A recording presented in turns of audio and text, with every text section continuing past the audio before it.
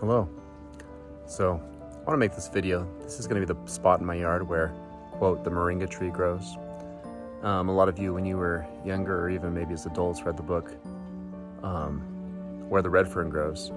And in the book, the main character has a dog that dies, and then, when they bury the dog, eventually, long story short, there's a red fern growing where the dog was buried. So some time ago, my stepdaughter, Evie, her beautiful little puppy named Wesley died.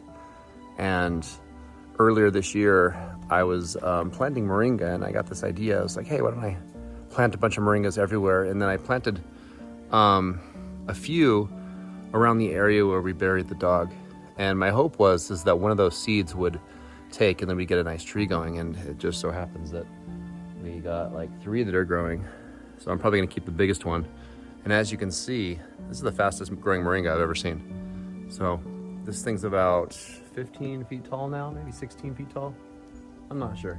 It's almost 3 times as tall as I am. Pretty tall. And these flowers, let me show you these flowers. And some of you might be familiar with moringa. It's said to be a miracle tree where every part of it is extremely nutritious. Has a pretty intense flavor. It reminds me a little bit of wasabi or mustard. I'm not really sure exactly how to explain it. If you've ever tried it, you'll know what I'm talking about. It's an interesting, intense flavor. Anyway, the flower buds look like this, and these are the leaves. And again, it's early winter, so it's starting to yellow a little bit. This plant is a little sensitive. It doesn't really get that cold yet because I'm in Arizona. So coldest temperatures I think we've gotten are mid 50s, maybe low 50s. I'm not sure. I don't think we've gotten the 40s yet. I could be wrong. I'm usually always warm, no matter, well, whenever it's at reasonable temperatures. But anyway, here's the flowers. Really pretty flowers. And they'll grow some bean pod looking things once the flowers bloom. And I'm looking around, I don't see any fertilized flowers yet. Looking, nope.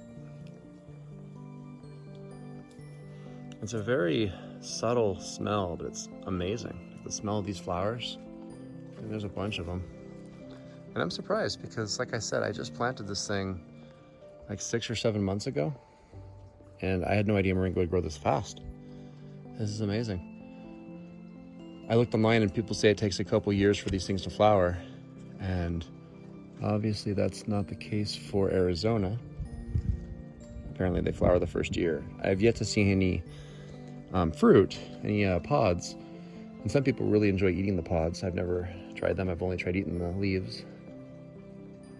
And then I've heard that some people turn the leaves into a powder. So anyway, long story short, this is going to be a memorial spot for that beautiful dog that passed away, little Wesley. And so this is the spot in our yard that'll be known as where the moringa tree grows. And that's Mud. That's a different dog. He's cute too.